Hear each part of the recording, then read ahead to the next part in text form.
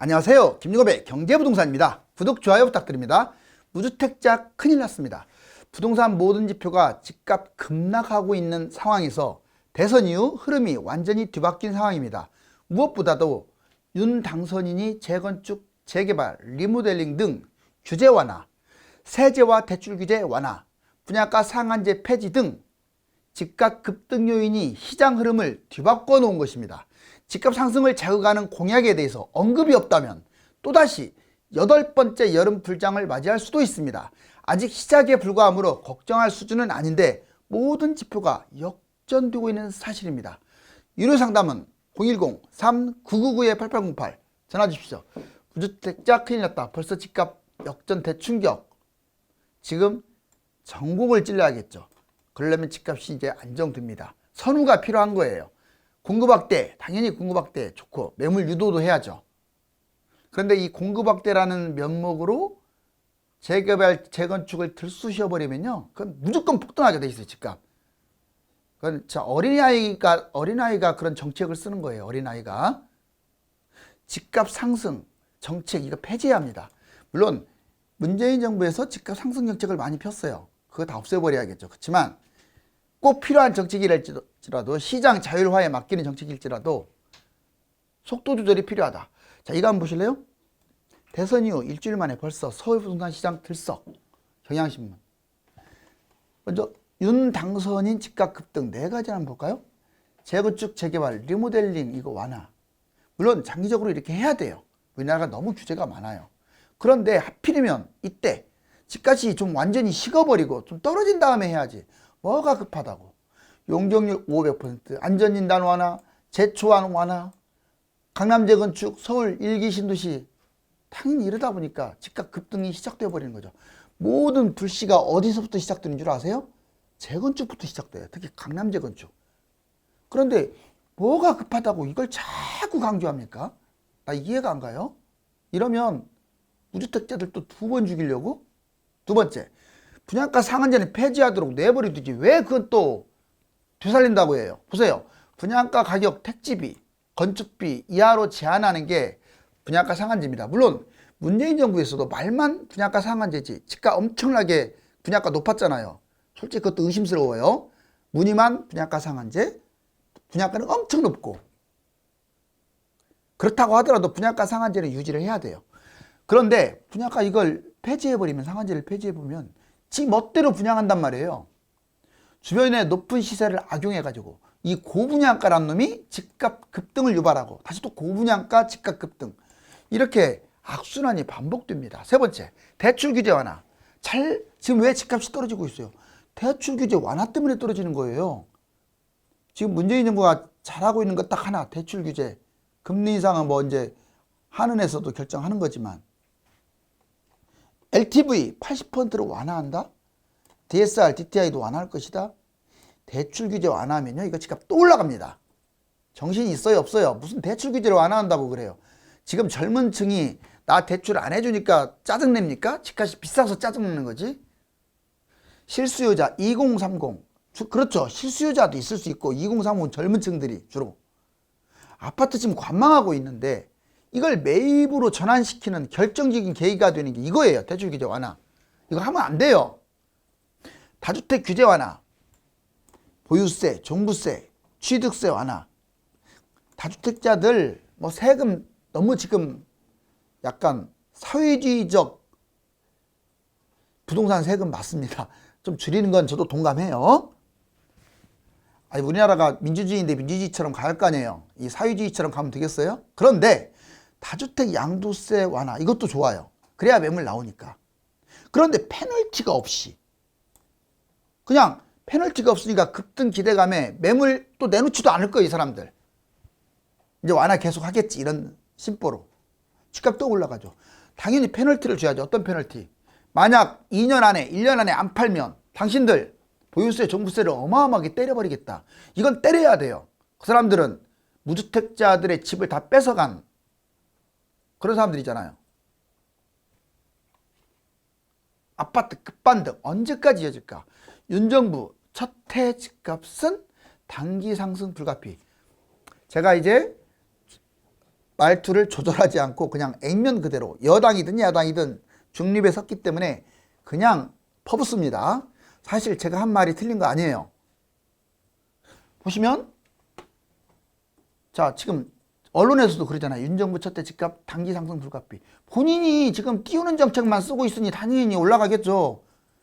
그동안에 문재인 정부가 약 5년 내내 집값 띄운 것을 1년 동안 띄운다면 이제 이 윤 정부가 욕 바가지로 얻어먹을 거예요.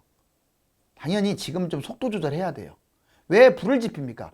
언론은 얼싸투타하고 왜? 건설사 편이니까. 벌써 올라간다고 이렇게. 아파트 이상징후. 자, 보자고. 재건축 반등.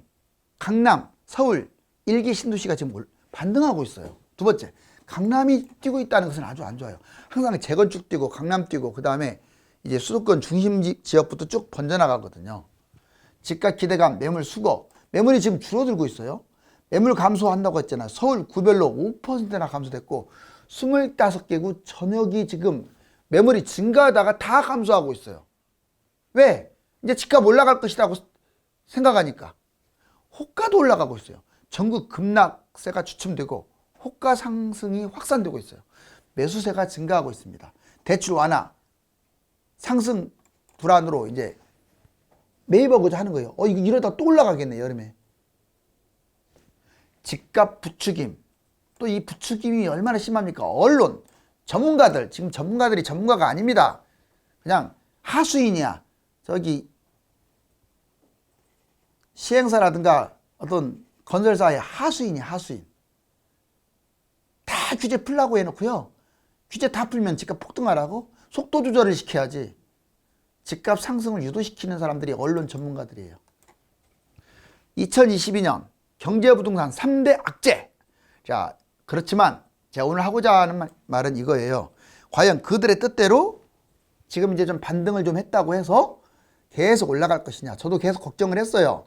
여름만 되면 집값이 뛴다. 그러면 이 겨울철에, 겨울하고 봄에, 여름에 뛰는 것을 미리 예방을 해가지고 확실하게 안정정책을 썼어야 하는데 문재인 정부는 그거 뛰는 것 알면서도 한 번도 안정정책을 못 썼어요. 뛴 다음에 썼잖아요. 종합대책을. 아주 문제가 있죠. 그러면 지금 정권도 만약에 이제 아직 인수위가 완전히 된 건 아니지만 방치해가지고 집값도 폭등시키면 똑같은 상황 아니나요? 러시아 도발로 짙어진 세계 경제. 자, 이런 용어가 많이 나와요. 퍼펙트 스톰. 먹구름이 지금 우리나라도 지금 엄습하고 있다. 스태그플레이션, 공포가 현실화되나. 한국은행 금리 인상 딜레마. 자, 세계 3대 악재가 뭔지 보자고. 부동산의 3대 악재가 버티고 있는 한 올해 폭등 글쎄요. 자, 보자고요. 자, 미국 금리 인상. 벌써 인상시켰죠, 미국이. 이번에 러시아 우크라이나 전쟁 때문에 원래 0.5까지 올리려고 했는데 0.25 올렸습니다. 3년 만에 올렸다는데 의의가 있고 0.25%. 현재 0.25에서 0.50으로 이제 올라왔어요. 자, 연내 6회가 거의 유력해 보이고 이렇게 되면 1.5에서 2.0. 우리나라 금리를 따라잡는 것은 시간 문제예요. 1년 안에 따라잡을 가능성이 커요.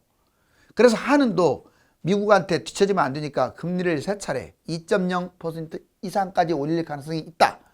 자, 그 다음에 부동산, 주식 타격이 예상됩니다. 금리 인상하게 되면 부동산 주식이 좋을 수가 없어요. 특히 지금과 같은 상황에서는. 퍼펙트 스톰이 뭐냐면 두세 개의 악재들이 복합적으로 작용해서 별것도 아닌 두세 개의 악재들이 한꺼번에 동시에 터져가지고 아주 엄청난 폭풍을 일으키는 게 퍼펙트 스톰이에요. 보자고요. 자, 미국이 지금 긴축하고 금리 인상하고 있잖아요. 두 번째, 중국 지금 경제가 위축되고 있죠. 중국이 세계의 공장지대라고 하는데, 세 번째, 지금 우크라이나 전쟁으로 인해서 원자재도 올라가고 바로 이거 세 가지예요. 자, 그 다음에 이 세 가지가 한꺼번에 퍼펙트 스톰을 일으키고 있고 경제 침체 그걸 넘어가지고 경제 위기로까지 지금 비화할 수도 있다. 경제 위기 이야기가 나오는 만국에 무슨 집값이 이렇게 거품 있는 게 더 뛰고 말고 할 게 있어요? 자, 그 다음에 자, 물가, 환율, 금리 이런 것이 동시적으로 같이 올라간다는 것은 스태그플레이션, 여기에서 이제 말하는 스태그플레이션은 퍼펙트 스톰과 같이 어우러졌을 때 아주 못된 시너지를 가져올 수가 있어요. 2022년에서 2023년. 이 말은 결국 올해나 내년 중에 경제 위기가 터질 수도 있다는 거예요. 스태그플레이션, 경제 침체, 물가 상승이 동시에 일어나는 거예요. 경기는 안 좋은데 물가는 뛰어. 러시아 우크라이나 전쟁이 원인 제공이었어요. 원자재 급등, 경기 둔화. 지금 생각해 보세요. 어떻게 경제가 활성화돼야 물가도 뛰는 건데 반대로 가고 있어. 당연히 러시아 우크라이나 전쟁 때문에 원자재는 급등해 버렸어요. 석유도 그렇고 원유도 그렇고. 자, 경기 둔화, 물가 급등, 금리 추가 인상. 또 물가가 올라가다 보면 어쩔 수 없이 금리를 또 인상해야 하거든요. 그러면 장기 침체에 돌입하게 됩니다. 지금 이러다 보니까 달러가 지금 강세가 되고 있는 거예요. 바로 이러한 3대 악재. 집값이 올라가기는 좀 한계가 있겠죠. 자, 이번에 네 번째, 집값이 올라도 관망해야 하는 이유. 이거는 100번을 들여다봐도 부족함이 없습니다. 지금 집값 올라간다고 해서 덜렁 잡는 것보다 좀 한번 지켜보자고요. 왜냐? 자, 세 가지 이유입니다. 부동산 좀 관망해야 하는 이유는 첫 번째, 이 집값 거품이 너무 커요. 서울 신도시 2014년부터 21년까지 8년 동안 3억짜리가 10억으로 뛰었는데 잡고 싶나요? 4억짜리가 12억 넘게 뛰었는데 잡고 싶나요? 수도권, 지방, 특히 이런 데는 2019년부터 21년까지 약 3년 동안 사상 최대로 폭등했어요. 못 뛰면 2배, 많이 뛰면 3배. 평균적으로 2배에서 3배 정도 뛰어가지고 거품 꺼져버리면 난리가 나겠죠. 이런 걸 왜 잡으려고 할까요? 두 번째, 세금 폭탄. 1주택, 2년 실거주 비과세. 이제 만약에 주식처럼 사가지고 바로 팔았을 때 세금 폭탄이 없다면 아니 내가 사라고 하겠어요. 또는 집값이 2년 동안 올라간다는 보장만 있다면 무조건 사라고 해요. 지금도. 2년은커녕 1년도 지금 안 올라갈 것 같은데 보자고요. 1주택 2년 실거주 비과세. 2년 실거주해야 비과세예요. 근데 2년 동안 계속 올라갈 확률은 20% 이하로 본다고 했잖아요. 왜? 지금 너무 많이 뛰어서. 다른 나라도 지금 하향세예요. 아직 마이너스까지는 안 갔어도 하향세. 홍콩이라든가 싱가포르라든가 이런 나라들. 자, 1년 상승, 양도세 80%. 여러분들 1년 동안 1억이 뛰었어도 팔면 80%야 세금이.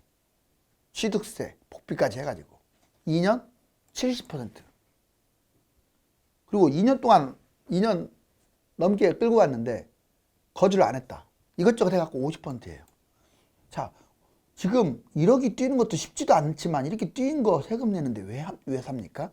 두 번째, 2년 거주 2주택. 이번에는 2주택자. 이 집값 올라가니까 하나 더 살까? 70%나 돼요 세금이. 40 플러스 20, 60인데 취득록세, 그 다음에 복비. 3주택 80% 취득세, 복비. 이해가셨어요? 자, 폭락 위험이 있다는 거. 제일 문제가 이거죠. 집값 2에서 5년 동안 30에서 60% 하락하면 자산은 탕진해버려요. 여러분들이 3억 갖고 6억짜리 갭 투자 있으면 3억은 사라져버린다고요. 대출도 마찬가지야. 이 위험한 짓을 하면 안 되죠. 자, 올라갔을 때는 세금 덩어리고 떨어졌다고 국가에서 돈 주는 거 아니잖아요. 그냥 그대로 손실 보잖아요. 그런 투자를 하는 것은 문제가 있겠죠. 분양권, 미분양과 급매, 헐값의 기회를 놓쳐요. 집값이 폭락하게 되면 분양권, 미분양 널려 있어요. 그리고 급매 잡을 수 있는 기회가 진짜 많은데 뭔가를 지금 잡는 바람에 물려버려가지고 다 물려요. 지금은 거래도 없어서 물려버려가지고 하락장 때 황금 같은 기회를 놓쳐요. 영끌, 갭투자, 다주택, 경매 노출. 그래서 결국 하락장이 안 팔리고 경매 노출돼요. 언론 전문가들 2027년까지 오른다 이렇게 부추기고 있어요. 언론 전문가들이. 윤석열 공약 따져보니까 집값 본격 하락 2027년부터 벌써 부추기고 있네요. 무슨 2027년까지 그럼 올라간다는 얘기 아니에요. 땅 짚고. 자, 제가 이제 세 가지 계속 얘기했죠. A, 21년 겨울 쭉 떨어질 것이다. 이게 반절이 넘는다고 했어요. 그 다음에 B, 22년부터 26년까지 계속 올라간다. 자, 24년까지 뛰든 26년까지 뛰든 이렇게 올라간다.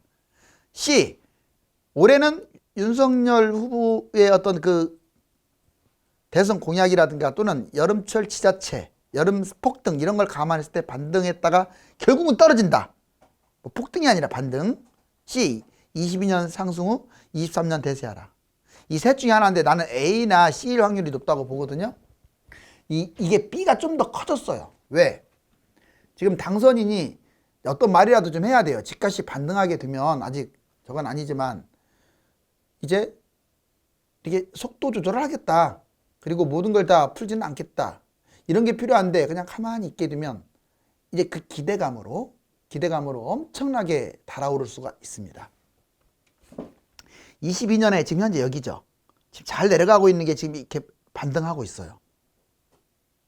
그러면 이제 설령 반등하더라도 결국은 거꾸러지는 게 맞는데, 만약에 지금 공약을 그대로 속도 조절 없이 싹 해버리면 이렇게 갈 거예요. 왜냐하면 부동산에서 가장 중요한 것은 정책입니다.